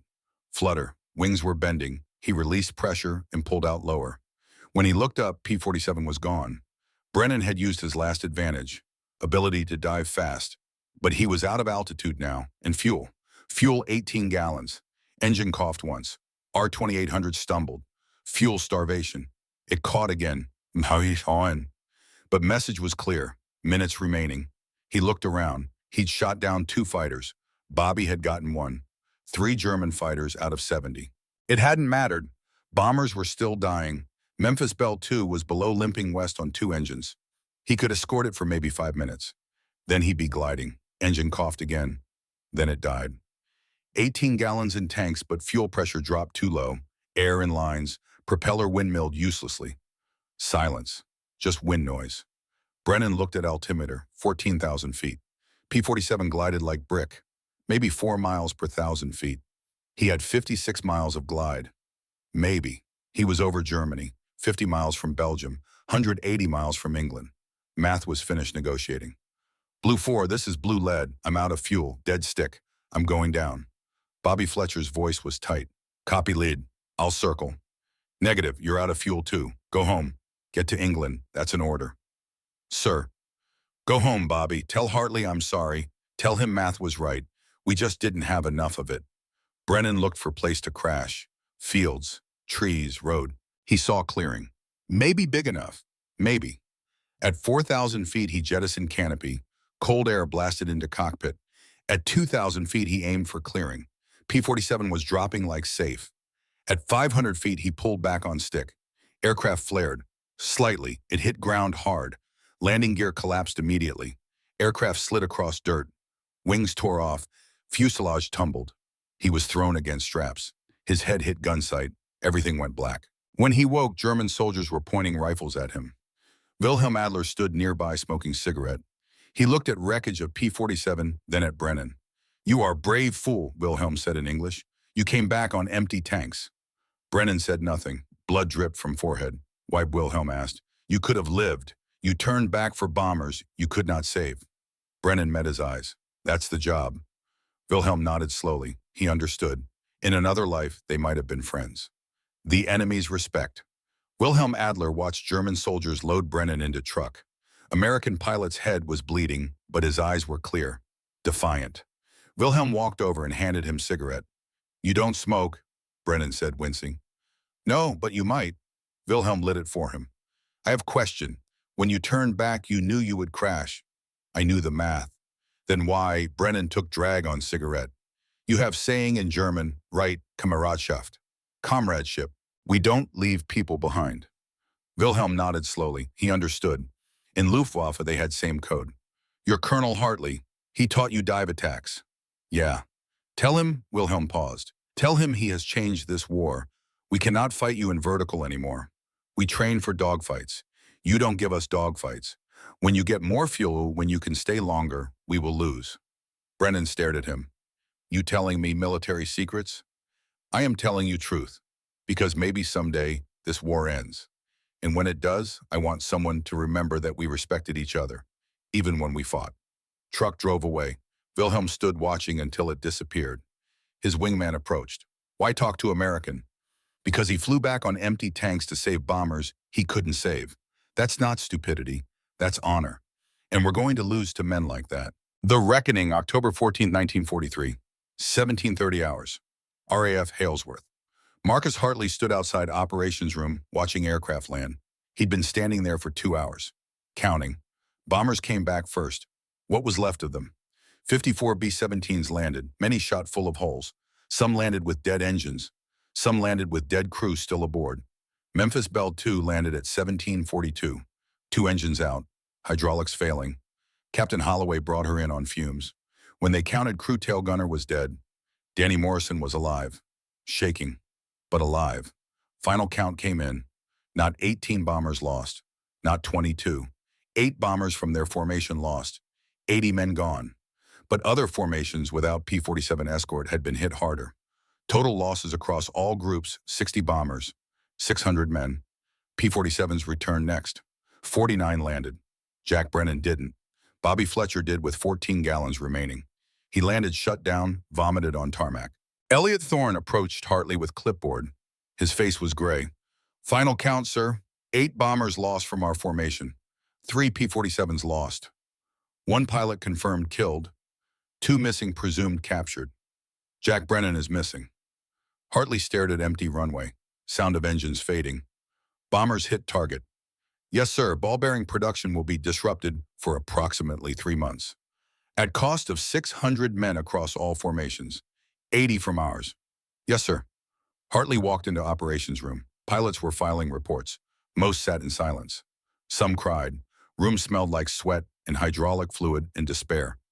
One pilot stood and pointed at Hartley. This is your fault. Your doctrine got them killed. We were supposed to protect them. You made us leave. Others turned. Anger was palpable. We destroyed German fighters. We followed your tactics, and then we had to turn back and watch them die. Hartley stood at front of room. He didn't defend himself. Let them shout. They'd earned it. Finally, Elliot Thorne stood. The doctrine isn't what failed today. Room went quiet. October 4th doctrine worked. We destroyed 39 German fighters with 0 losses. October 8th, 6 fighters destroyed, no losses. October 10th, same. Doctrine works when we have fuel to execute it. He looked at angry pilots. Today, we didn't have fuel. We had 170 miles of escort range. We needed 280. Math is simple.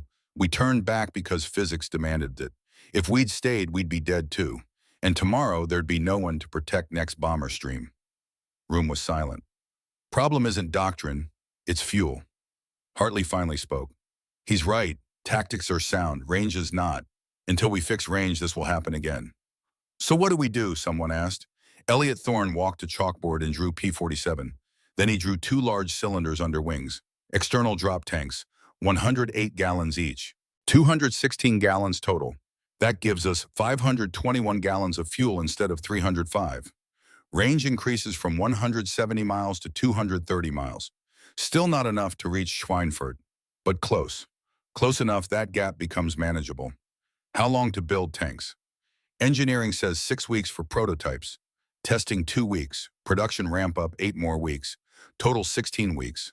Call it 4 months to full production. Pilot in back stood. So we keep flying these missions knowing men will die for 4 more months. Thorne met his eyes.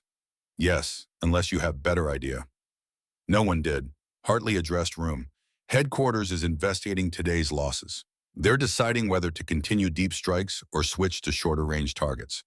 They're deciding whether to replace P-47s entirely, and they're deciding whether I'm responsible for today's failure. He looked at each pilot. I won't lie, today was disaster. Men died, good men, and we couldn't save them. But mission succeeded, target was destroyed, and doctrine, when we had fuel to execute it, worked exactly as designed. Germans lost 27 fighters to our guns today. 27. They can't sustain that, we can. He pointed at diagram on board. Elliot Thorne and I are going to build drop tanks. We're going to test them. We're going to make them work. And 4 months from now, we're going to Berlin, all the way to Berlin, and we're going to stay there until every bomber is home. Someone asked, what about Jack? Hartley's voice softened. Lieutenant Brennan disobeyed orders to save bombers he couldn't save. He fought until fuel was gone. He's either dead or captured. Either way, he's gone. And we're going to make sure he didn't die for nothing. Room slowly emptied. Pilots filed out, some to write letters, some to drink, some to stare at walls. Elliot Thorne stayed behind. Do you really think we can make drop tanks work in 4 months? Hartley looked at diagram. We have to, because alternative is sending men to die every time they fly past our fuel range, and I won't do that anymore. November 3rd, 1943, 3 weeks later. Red Cross package arrived at RAF Halesworth, addressed to Storm Leader. Inside was standard POW notification form. Lieutenant Jack Brennan, captured, alive, held at Stalag Luft 3, Germany. But there was something else. Letter, heavily censored. Most of it blacked out by German authorities, but one sentence remained. Storm was right, we just needed more sky, weather it until spring. Elliot Thorne decoded it immediately. Weather the storm. Wait, keep working. Don't give up. Marcus Hartley read letter 3 times, then walked to hangar where engineers were fabricating first drop tank prototype. How long, he asked. Lead engineer looked up from welding. 4 weeks to prototype, 2 weeks testing, 8 weeks production. Call it 14 weeks total, maybe 16. Make it 12. Sir, we need time too. 12 weeks. Men are dying every mission. Jack Brennan is in cage in Germany because he tried to give bombers 5 more minutes of protection. We don't have 16 weeks. We have 12. Engineer looked at his crew. They looked back, exhausted, overwhelmed. Then they nodded. 12 weeks. We'll make it work. Hartley turned to leave, then stopped. And get me test pilots. Volunteers only. Tell them truth tanks are untested. Takeoff will be dangerous. They might die proving this works. 2 pilots volunteered next day. Both would crash during testing. One would walk away, one wouldn't. But by February 1944, drop tanks would be ready, and war would change. The weight of command, November 3rd, 1943, 23:47 hours. Marcus Hartley sat alone in an empty briefing room, lights off, moonlight through windows. Chalkboard still showed mission profile from October 14th. No one had erased it. Distance to target 280 miles. Fuel range 170 miles. Gap 110 miles. Someone had written at bottom in small letters, 8 crews. Hartley stared at number. 8 crews, 80 men, some dead, some captured, some wounded in aircraft that barely made it home. All because he couldn't give them another 60 miles. Red Cross letter sat on desk. Jack Brennan's coded message, weather the storm. He picked up chalk and walked aboard. Below mission profile, he wrote, Schweinfurt lessons learned. 1. Tactics work when fuel allows. 2. Fuel doesn't allow. 3. Fix the fuel or stop flying deep. He stared at it for a long moment, then erased number 3 and wrote 3. Fix the fuel. Period. Door opened. Elliot Thorne stood in the doorway holding 2 mugs of coffee. Thought I'd find you here. Hartley didn't turn around. Can't sleep. Haven't slept since 14th. Thorne handed him mug. Neither have you. They stood in silence looking at board. Engineering team finished first drop tank design, Thorne said. We can start fabrication tomorrow. Prototype in 4 weeks, testing in 6, production in 12. And how many missions between now and then? 8, maybe 10, weather dependent. And each one will have to turn back and leave them. Yes. Hartley drank coffee. It was cold. Jack Brennan went back, fought until he had nothing left. Headquarters is going to court-martial him for disobeying orders. He saved Danny Morrison's crew. Memphis Belle II made it back because Brennan and Fletcher kept 109s off them for 5 minutes. And now Jack's in POW camp for rest of war. He knew that when he turned around. He did it anyway. Thorne paused. Pilots don't blame you, Marcus. They blame fuel. They know difference. Some blame me. I heard them in debrief. 1 pilot, out of 52, other 51 understand. Thorne pointed at board. You gave them doctrine that works. You gave them tactics that save lives when we have range to execute them. October 4th, October 8th, October 10th, 3 perfect missions. You can't give them physics. No one can. Hartley set down coffee mug. I told them I'd protect bombers. That's my job. And October 14th, I couldn't. You protected them for 170 miles. Other 110, they were on their own. But Thorne pulled folder from underarm. Intelligence report came this evening. German fighter units are reorganizing. Moving airfields, changing tactics. They're terrified of us now. Terrified of dive attacks. Terrified of fighting at altitude. We broke their confidence in 3 missions. That's worth something. Is it worth 8 crews? Thorne had no answer. Hartley walked to window. Outside P-47 sat on hard stand, silent, waiting. Tell engineering team they have 12 weeks, not 14, not 16, 12. I don't care if they work around clock. I don't care if prototypes aren't pretty. I need drop tanks that work by February. They'll ask for test pilots. Tell them I'll fly first test myself. Headquarters won't allow that. Then find volunteers. Tell them truth. Tanks are untested. Takeoff will be dangerous. They might die, but if it works, we can reach Berlin. We can protect every bomber all the way there and all the way back. No more gaps, no more turning back at bingo fuel, no more Schweinfurts. Thorne nodded. I'll find pilots. He walked a door, then stopped. Marcus, Jack's message. Weather the storm. He's telling you to keep going. Don't stop because of one bad day. Doctrine is sound. We just need more sky. We need 30 more minutes of fuel, that's all. 30 minutes. Then we'll build 30 minutes. Thorne opened door. Get some sleep. Tomorrow we start building future. After he left, Hartley stood alone in the dark room. He looked at chalkboard one more time. Mission profile. Fuel calculations. Gap. Then he picked up eraser and wiped board clean. In chalk, he wrote 3 words. Berlin all the way. He set down chalk and walked out. Behind him, words glowed in moonlight. October 14th had proven that winning wasn't enough. You had to win everywhere all time or men died in gaps. By February, there would be no gaps. By March, they would prove it. Berlin, 520 miles into heart of Germany, place escorts never reached, until physics finally had enough fuel.